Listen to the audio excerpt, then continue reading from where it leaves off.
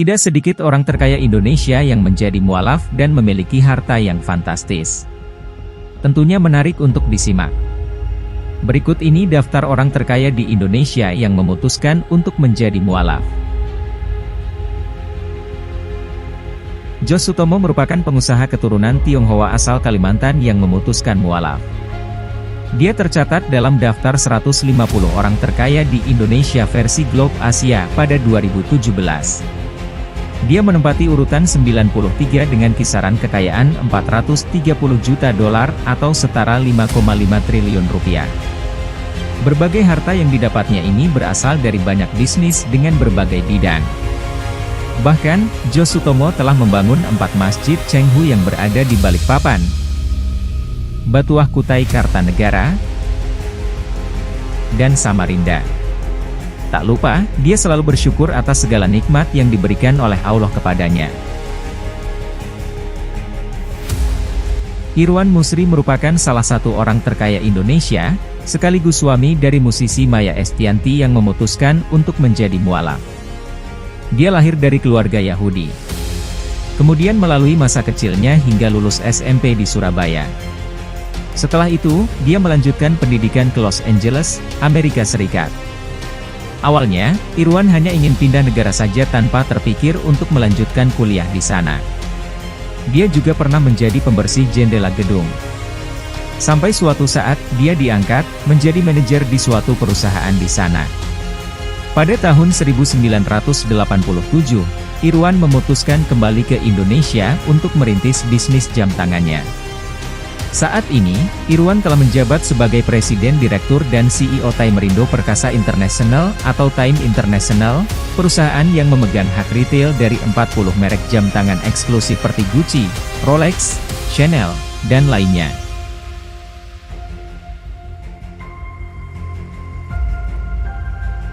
Jusuf Hamka adalah salah satu Crazy Rich Indonesia yang menjadi mualaf. Pria yang akrab disapa Baba Alun ini adalah salah satu bos perusahaan jalan tol PT Citra Marga Nusapala Persada. Dia dikenal dengan sifat yang dermawan dan senang membantu orang lain tanpa peduli latar belakang. Karena sifat rendah hatinya ini membuat masyarakat semakin kagum dengan pengusaha berdarah Tionghoa ini. Adapun Jusuf Hamka memiliki cita-cita untuk membangun 1000 masjid. Salah satu yang telah berhasil adalah Masjid Baba Alun yang berada di bawah kolong tol Insinyur Wiyoto Wiono.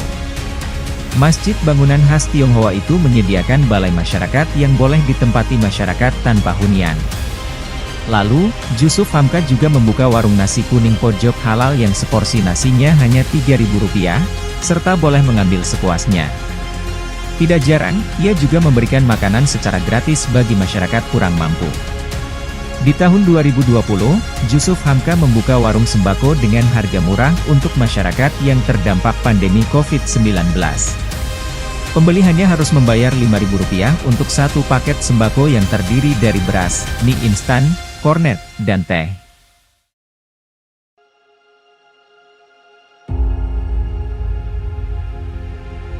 Salah satu orang terkaya di Indonesia bernama Lee Kang Hyun ini juga memutuskan menjadi mualaf.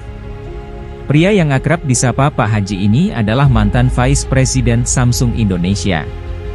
Awalnya, Lee mulai bertugas di Samsung Indonesia pada 1993 dan bertanggung jawab atas banyak hal dalam kegiatan operasional, mulai ekspor-impor, ketenagakerjaan, keuangan, sampai urusan logistik.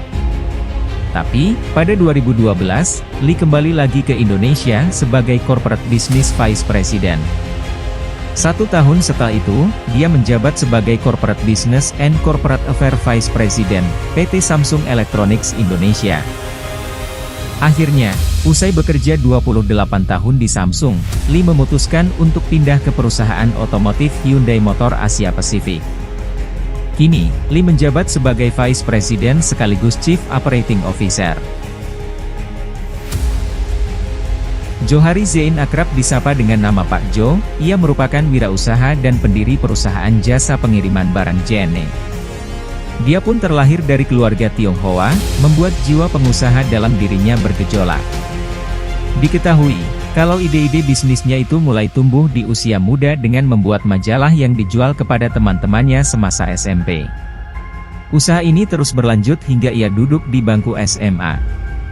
Kemudian, dia juga pernah menjadi salesman pada tahun 1980.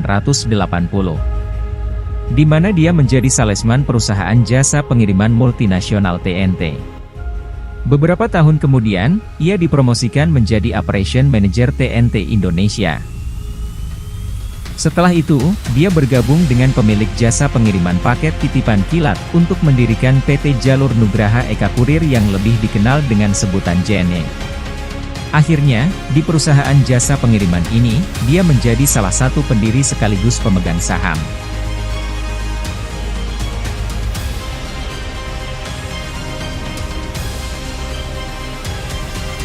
Kini, dia telah mendirikan 99 masjid di 8 penjuru dunia.